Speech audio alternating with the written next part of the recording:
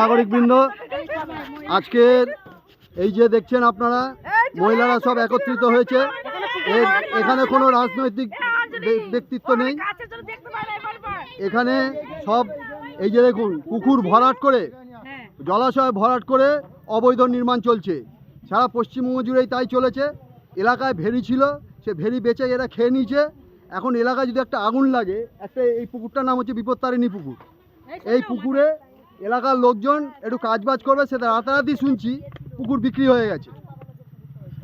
এখন আপনারাই বিচার করুন। এখানে সব মায়েরা এসছেন, তারা এসে এই অবৈধ নির্মাণকে ভেঙে দিয়েছে। এই সব শান্তিপার্ক অধিবাসী, এখানে পুকুর ছিল, আমাদের একটাই দাবি পুকুরই থাকবে। রাতারাতি পুকুর বেচে দিয়েছে।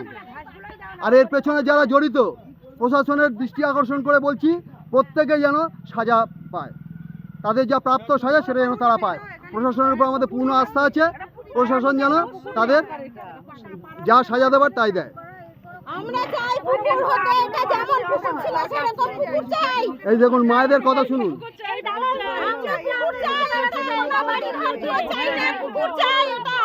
যেমন পুকুর ছিল সেরকম পুকুর চাই, আমাদের কোনো বাড়ি ঘর দরকার। এই দেখুন সব মায়েদের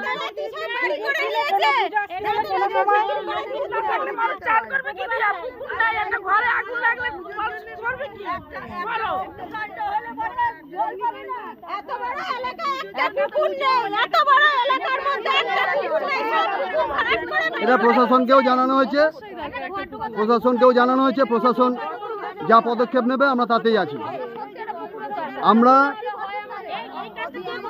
কেউ আইন হাতে, আর যারা এই জমি যারা কিনেছেন তাদের কাছে করজোড়ে আমাদের পাড়া শান্তিপার্ক অধিবাসী বৃন্দর পক্ষ থেকে এবং তৎসংলগ্ন এলাকাবাসীর পক্ষ থেকে আমরা একটাই তাদের কাছে অনুরোধ করব, যাদের কাছ থেকে কিনেছিলেন আপনারা তাদের থেকে টাকা নিয়ে আসবেন, আপনারা তাদের থেকে টাকা ফেরত নিয়ে আসবেন। পরে কিন্তু এসে বলবেন না যে আমি কিনেছিলাম, এইসব কোনো দাবি দাবা চলবে না। আপনি অবৈধ কোনো কাজ করবেন সেটা আর হবে না। আপনি যার থেকে এই জমি কিনেছেন তার থেকে টাকাটা নিয়ে নেবেন। ধন্যবাদ, সবাই ভালো থাকবেন। আর এইভাবেই প্রতিবাদ চলবে। আমাদের এই পুকুর যতক্ষণ না আমরা ফিরে পাচ্ছি, এই পুকুর সংস্কার হবে, সংস্কার হয়ে এলাকাবাসীর হাতে এই পুকুর তুলে দেওয়া হবে। বড় করে পুকুর করা হবে।